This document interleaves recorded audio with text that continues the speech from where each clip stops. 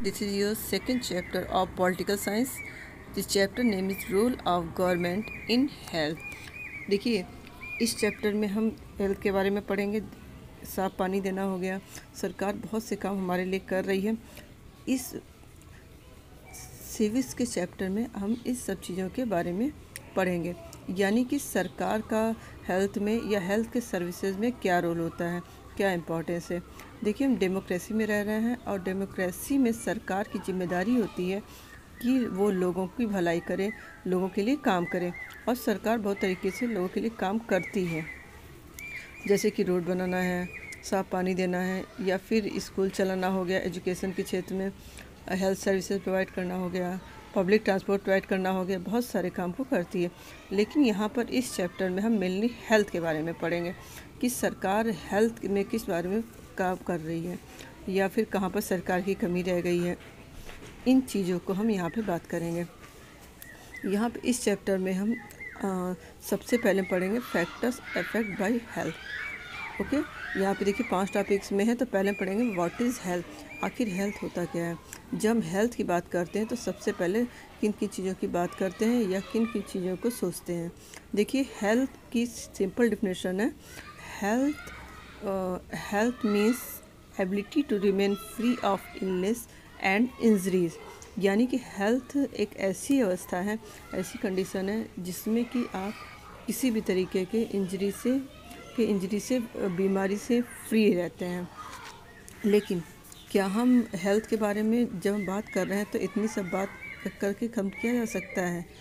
यानी कि सरकार जब भी हेल्थ के बारे में सोचे तो इतना सब सोचकर क्या बात को ख़त्म कर दें, यानी केवल हॉस्पिटल बना दें, केवल डॉक्टर्स को प्रोवाइड कर दें, क्या उसका काम ख़त्म हो जाएगा? नहीं, उसके अलावा और भी बहुत सारी चीज़ें हैं जिसके बारे में सरकार को सोचना चाहिए या फिर सरकार सोचती है, जो कि एक तरीके से हेल्थ के लिए बहुत इम्पॉर्टेंट है।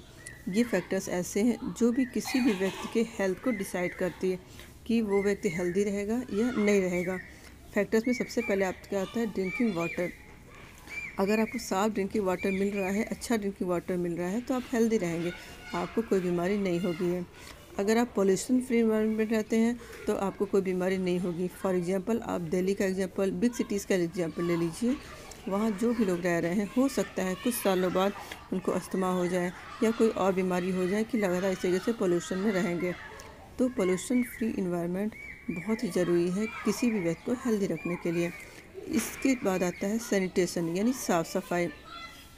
यानी कि आप साफ़ सुथरे एनवायरनमेंट में रहते हैं तो यहाँ पर आपके बहुत ही कम चांस होते हैं बीमार रहने के लिए।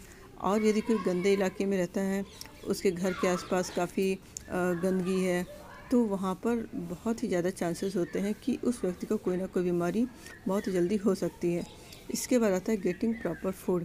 तो ऐसा हो सकता है कि आपको बीमारी ना हो, आपको मलेरिया डायरिया ना हो, लेकिन आपको इतना खाना नहीं मिलता है कि आप हेल्दी रह सकें, आप सही से अपना डेली वर्क कर सकें या कुछ और काम कर सकें। इस वजह से प्रॉपर फूड मिलना, प्रॉपर न्यूट्रिशन मिलना बहुत ज़रूरी होता है हेल्दी रहने के लिए। इसके बाद है लिविंग स्ट्रेस फ्री, यानी कि शारीरिक रूप से तो आप पूरी तरीके से वेल मेंटेन है, कहीं चोट नहीं लगी, कोई इंजरी नहीं है, कोई बीमारी नहीं है, कुछ भी नहीं है। लेकिन आप इतने ज़्यादा तनाव में रहते हैं कि स्ट्रेस में है कि आपको खुद को हेल्दी नहीं कह सकते हैं। और हेल्दी का सिर्फ ये मतलब नहीं होता है कि आप इलनेस और इंजरी से बच के रहें, बल्कि आप इस कंडीशन में होने चाहिए कि आप अपनी डेली वर्क को कर सकें, आप अपने रेगुलर काम को कर सकें, आपको किसी भी तरह की कोई बाधा ना है, फिज़िकल या बाधा आपके सामने कोई प्रॉब्लम ना है, तब आप अपने आप को खुद को हेल्दी कह सकते हैं। दूसरा टॉपिक पढ़ेंगे हेल्थ केयर इन इंडिया। देखिए, चार्ट दिया हुआ है, इसमें हम हेल्थ केयर की जो प्रोग्रेस है, गुड और बैड, उसके बारे में हम इस पढ़ेंगे। तो देखिए, यहाँ पे कुछ अच्छी बातें बताई गई हैं और कुछ ख़राब बातें। जैसे कि इंडिया में बहुत बड़ी संख्या में हॉस्पिटल्स हैं, बहुत सारे डॉक्टर, यहाँ बहुत सारे डॉक्टर्स हर साल पास आउट होते हैं। लेकिन इसके कंपेरिजन में देखिए तो ज़्यादातर जो डॉक्टर्स हैं या तो या अच्छी हेल्थ सर्विसेज हैं वो अर्बन एरियाज़ में मिलेंगी, यानी कि शहरों में मिलती हैं। अगर आप गांव में जैसे जाएंगे तो वहाँ पे हो सकता है हॉस्पिटल ना मिले, हॉस्पिटल मिलेगा तो वहाँ डॉक्टर नहीं होंगे। इस तरीके की परेशानी इंडिया में आती रहती हैं। और ज़्यादातर जो डॉक्टर्स हैं वो अपने आप को अर्बन एरियाज़ में सेटल करना चाहते हैं, कोई रूरल एरियाज़ में जाना नहीं चाहता है। इसके बाद सेकंड पॉइंट है health care services grow so much. देखिए, ग्रो होने का मतलब ये है कि जब इंडिया आज़ाद हुआ था तो उस समय इंडिया में लगभग 2700 के आसपास हॉस्पिटल थे, और आज अगर हम बात करें तो इंडिया में लगभग 20,000 के आसपास हॉस्पिटल हैं। तो हम ये कह सकते हैं कि इंडिया में जो सर्विसेज हैं, जो फैसिलिटीज़ हैं, वो बहुत ज़्यादा बढ़ी हैं। बहुत ही ज़्यादा इलाकों को सरकार ने कैप्चर किया है। लेकिन उसके बाद भी आज अगर हम बात करें तो लगभग 5 लाख लोग जो हैं वो टीबी से मरते हैं, और हर साल लगभग 20 लाख की संख्या में लोग मलेरिया से मरते हैं। तो हम कह सकते हैं कि इतना ग्रोथ होने के बाद भी अभी हम इतना सक्सेसफुल नहीं हुए हैं कि हम सभी लोगों को कवर कर सकें, कि हम सभी लोगों को जरूरी फैसिलिटीज़ दे सकें। नेक्स्ट पॉइंट है इंडिया गेट मेडिकल टूरिस्ट, यानी कि इंडिया में बाहर से भी लोग आते हैं इलाज कराने के लिए, और जो इंडिया है बहुत ही फेमस है मेडिकल टूरिस्ट के लिए। लेकिन उसके साथ ही हमें ये ध्यान रखना चाहिए कि हम अपने देश में अभी भी लोगों के साथ क्लीन ड्रिंकिंग वाटर नहीं अवेलेबल नहीं करा पा रहे हैं। ये चीज़ हमेशा ध्यान रखनी चाहिए। इसका लास्ट पॉइंट है जो इंडिया जो पूरे वर्ल्ड में 4th प्रोड्यूसर है मेडिसिन का, और इसके साथ ही बड़ी मात्रा में एक्सपोर्ट भी करता है। लेकिन उसके साथ भी ये भी है कि जो इंडिया में अभी भी बहुत सारे बच्चे, लगभग आधे बच्चे जो हैं जो प्रॉपर फूड नहीं पा रहे हैं, अच्छी क्वालिटी का फूड नहीं मिलता है, अच्छी क्वांटिटी नहीं मिलती है। तो इस वजह से हमें ये ध्यान में रखना चाहिए कि हमने बहुत सारे ग्रोथ तो किए हैं, बहुत चीज़ सुधारी है, लेकिन इसके बावजूद भी हमने इतना अच्छा सुधार नहीं किया है कि हमें हेल्थ केयर सर्विसेज को सभी तक दे सकते हैं। इसके बाद और भी चीज़ें हैं, जैसे इलनेस ट्रीट करना चाहते हैं। अगर आप बीमारी को ख़त्म करना चाहते हैं, बीमारी फ्री पूरी कंट्री को बनाना चाहते हैं, तो उसके लिए हमें बहुत सारी रिसोर्सेज की ज़रूरत होती है। बहुत सारे हॉस्पिटल की चाहिए होते हैं, बहुत सारे हेल्थ केयर वर्कर्स की ज़रूरत होती है। और देखिए, हेल्थ केयर फैसिलिटीज़ में आपका एम्बुलेंस आता है, जितने सारे मशीन्स आते हैं वो आते हैं, आपको हॉस्पिटल्स आते हैं, जो रूरल एरियाज़ में होती हैं फैसिलिटी, वो सभी आती हैं।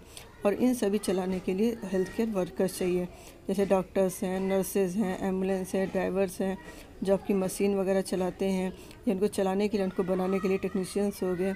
तो बहुत बड़ी संख्या में रिसोर्सेज की ज़रूरत होती है। और अगर हम इंडिया की बात करें तो आसपास इंडिया में बहुत बड़ी आसपास में सरकारी हॉस्पिटल्स हैं, हर डिस्ट्रिक्ट में हॉस्पिटल हैं। उन रूरल एरियाज़ में जो हेल्थ केयर फैसिलिटीज़ हैं वो अवेलेबल है। आपने हेल्थ के बारे में पढ़ा कि हेल्थ क्या होती है, हेल्थ के लिए किस किस चीज़ों पे ज़्यादा ध्यान देना चाहिए, या हेल्थ के लिए हमारी सरकार क्या क्या इम्प्रूवमेंट कर रही है। आगे जो नेक्स्ट टॉपिक है वो हमारा है public and private health care services. इसके बारे में हम पढ़ेंगे। देखिए, पब्लिक सर्विसेज क्या होती है, वो किस तरीके से काम करते हैं। सबसे पहले हम पब्लिक हेल्थ केयर सर्विसेज को देखते हैं।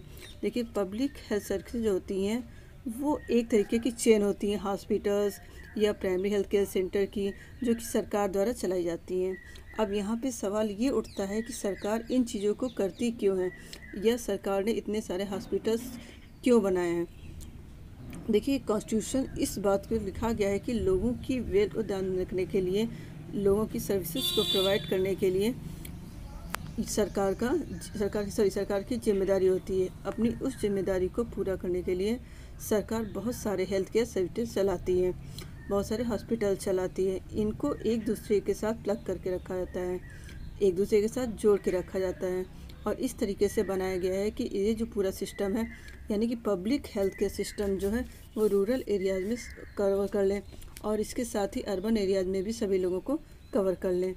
और इनको इस तरीके से बनाया गया है कि ये छोटी से छोटी बीमारी से लेकर बहुत से बड़ी बीमारी को भी ट्रीट कर सकें।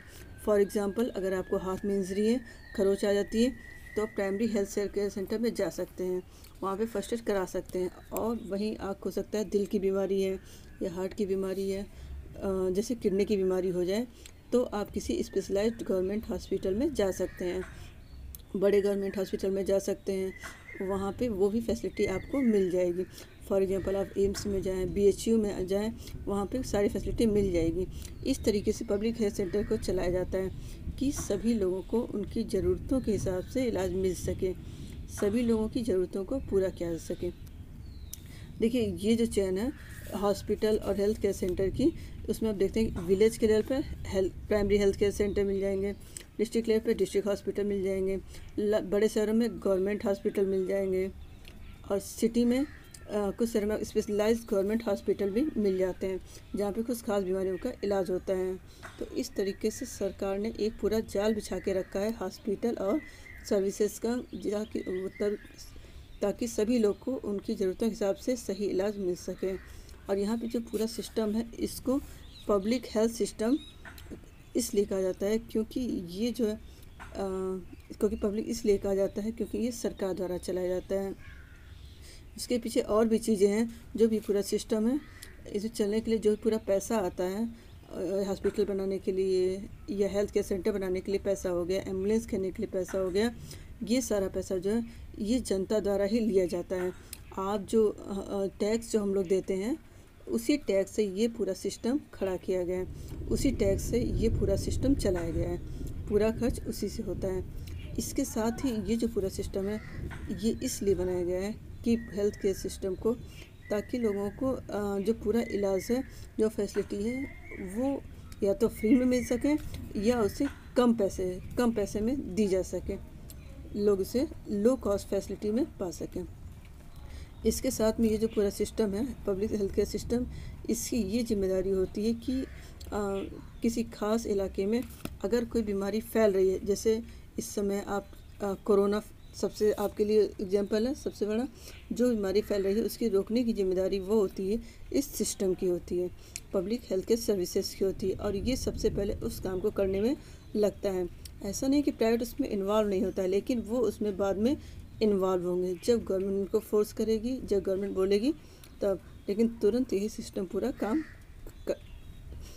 और देखिए कॉन्स्टिट्यूशन में ये बताया गया है कि गवर्नमेंट के लिए प्राइमरी ड्यूटी है कि लोगों को इलाज प्रोवाइड करें और लोगों की विल पावर को स्ट्रॉन्ग करें।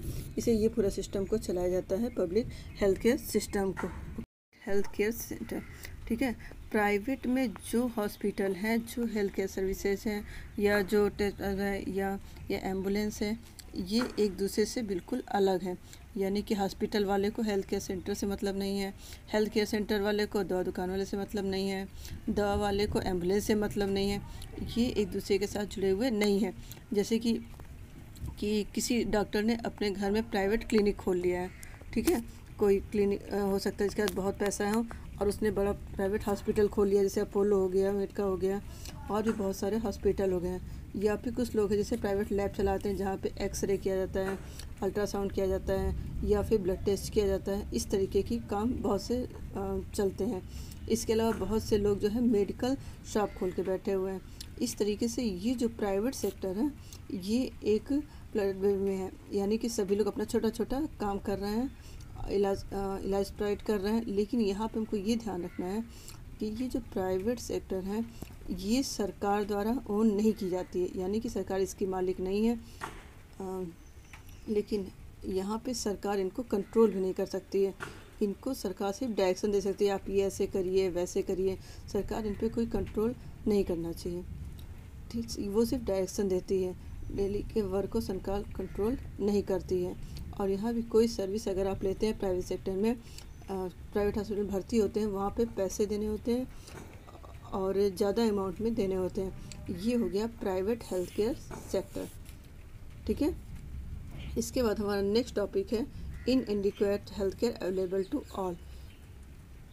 इंडिया में एक ऐसा सिचुएशन है कि जिसमें कि जो हमारे प्राइवेट हेल्थ केयर सर्विसेज हैं वो लगातार ग्रोथ कर रहा है, लेकिन उनके कंपैरिजन में जो हमारा पब्लिक सर्विसेज है वो बहुत ग्रोथ नहीं कर रही हैं। प्राइवेट की बात करें तो उनमें लगातार नए नए प्राइवेट हॉस्पिटल्स खोल रहे हैं, डॉक्टर्स जो हैं वो अपने प्राइवेट क्लिनिक्स खोल ले रहे हैं। उनके कंपैरिजन में जो हमारे पब्लिक सर्विसेज हैं, पब्लिक हॉस्पिटल्स हैं, सर्विसेज हैं, वो उतनी अच्छी तरीके से काम नहीं कर रही है।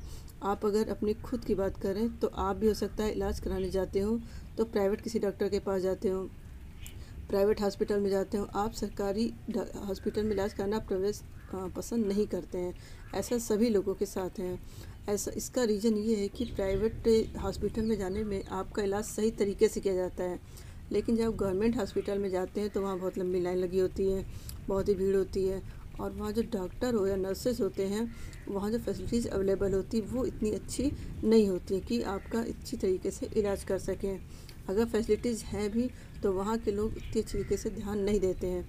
तो इस वजह से ज़्यादातर लोग हैं वो प्राइवेट हॉस्पिटल में इलाज करना पसंद करते हैं, और कि हम ये भी कह सकते हैं उनके सामने मजबूरी है कि वो इलाज करना है तो प्राइवेट में जाए, नहीं तो सरकारी में जाने से कोई फ़ायदा नहीं है। इस तरह से ज़्यादातर लोग जो हैं वो प्राइवेट हॉस्पिटल, और देखिए जो प्राइवेट सर्विसेज हैं वो वहीं पर जाते हैं कि वहाँ पे जाके इलाज कराना है। हाँ, कि लेकिन यहाँ पे ये परेशानी है कि प्राइवेट सर्विसेज जो हैं वो सिर्फ अर्बन एरियाज़ में ही मिलती हैं। प्राइवेट हॉस्पिटल अर्बन एरियाज़ में रूरल एरियाज़ में ज़्यादातर नहीं मिलते, बहुत कम मिलते हैं। हम मिलेगा भी तो बहुत ही टाइम पास व्यक्ति ऐसे ही बैठा होगा इलाज करने के लिए और इलाज कर रहा है, उसे इलाज कराना सेफ नहीं होगा। ओके, वहाँ पे बहुत ही क्वालिफाइड डॉक्टर देखने को नहीं मिलेगा। जो ये प्राइवेट सर्विसेज, जो कॉस्ट ऑफ लोड है वो बहुत ज़्यादा है। अगर आप किसी प्राइवेट हॉस्पिटल में जाते हैं तो वहाँ पे दवाएं लेंगे तो आपको मेडिसिन महंगी होगी, हर एक फैसिलिटी का जो कोस्ट होगा बहुत महंगा होगा, और इसकी वजह से people don't get quality food, clean water. जो गरीब लोग हैं उनके परिवार में जब किसी बीमारी होती है तो वो बीमारी जो है वो उसकी वजह से पूरे परिवार में एक का सिस्टम हो जाता है, जिससे कि वो इलाज नहीं करा पाते हैं। उसका रीज़न ये है क्योंकि कॉस्ट इतना हाई होता है कि जो लोग जो हैं बहुत ही पैसे खर्च करने पड़ते हैं। और वे एक रिसर्च में ये पाया गया है कि इंडिया के जितने भी लोग प्राइवेट हॉस्पिटल में जाते हैं उसमें से 40% लोग जो है वो अपने रिश्तेदारों से या किसी और तरीके से उधार लेके जाते हैं। तो इस तरीके से प्राइवेट हॉस्पिटल में इलाज कराने के साथ इस तरीके की सिचुएशन आती रहती है। हमें यहाँ पे एक चीज़ ध्यान देनी चाहिए, जो गरीब लोग यहाँ पे जा रहे हैं करा रहे हैं, उनको ऐसा नहीं है कि ये लोग आज इलाज करा रहे हैं तो कि ये बिल्कुल ठीक हो गए। ऐसा नहीं कि इनके साथ बीमारी दोबारा नहीं होगी, ये बहुत ही जल्दी बीमार हो जाते हैं। ओके, एक बार इसका रीज़न ये है कि जो गरीब लोग होते हैं इनको एडिक्वेट फूड नहीं मिल पाता है, इसके लिए पहले से मालूम होते हैं या इनके कुपोषण के शिकार होते हैं, और इनको क्लीन ड्रिंकिंग वाटर भी नहीं मिल पाता है। ठीक है, इनके सराउंडिंग क्लीन नहीं है, इनके चारों तरफ गंदगी होती है या इनको सैनिटेशन नहीं मिलता है। इन सभी सिचुएशन में ये ऐसी कंडीशन आती रहती है। Sometimes people don't take illness seriously, कभी कभी लोग अपनी बीमारियों को सीरियसली नहीं लेते हैं। इन मैनी प्लेसेस अक्सर देखा जाता है कि औरतें अपनी बीमारी को ज़्यादा इंपॉर्टेंट नहीं देती हैं, जिससे उनकी बीमारी ज़्यादा बढ़ती चली जाती है।